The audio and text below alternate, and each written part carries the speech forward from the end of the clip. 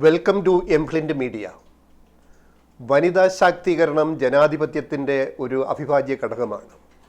കേരളം ഇക്കാര്യത്തിൽ പണ്ടേ മാതൃക കാണിച്ചു. ഇവിടെ ഭരിച്ച ഇടതുപക്ഷ ഗവൺമെൻറ് തദ്ദേശ സ്വയംഭരണ സ്ഥാപനങ്ങളിൽ 50% സീറ്റുകൾ വനിതകൾക്ക് മാറ്റിവെച്ച് മാതൃക കാണിച്ച ഒരു സംസ്ഥാനമാണ് വർഷങ്ങൾക്ക് മുമ്പ് തന്നെ.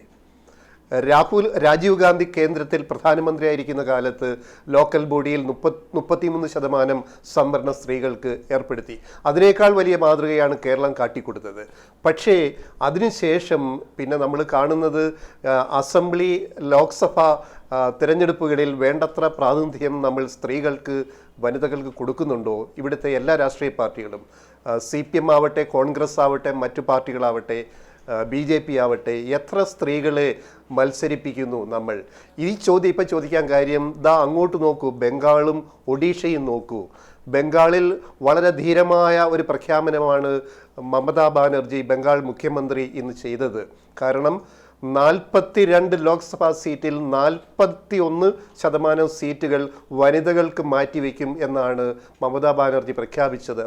അതായത് ഏതാണ്ട് 16 സീറ്റുകളിൽ വനിതകളാണ് അവിടെ മത്സരിക്കാൻ പോകുന്ന തൃണമൂൽ കോൺഗ്രസിൻ്റെ സ്ഥാനാർത്ഥികളായിട്ട്.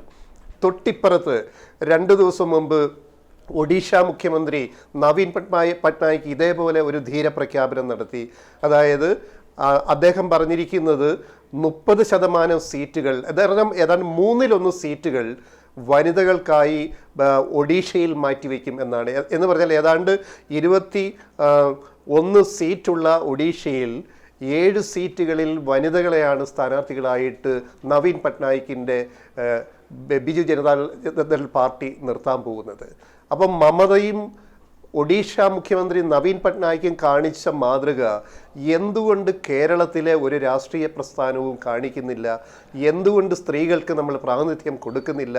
നമുക്കൊരു വനിതാ മതിൽ മാത്രം മതിയോ?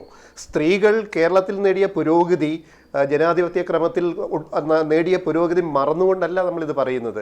പക്ഷേ ഇവിടെയും നമ്മൾ കുറേ കൂടെ മാറി ചിന്തിക്കേണ്ട ഒരു കാലമായി. അതിൻ്റെ സന്ദേശമാണ് ബംഗാളിൽ നിന്നും ഒഡീഷയിൽ നിന്നും വരുന്നത് എന്ന് മാത്രമാണ് ഇവിടെ ഞങ്ങൾ ചൂണ്ടിക്കാണിക്കുന്നത്.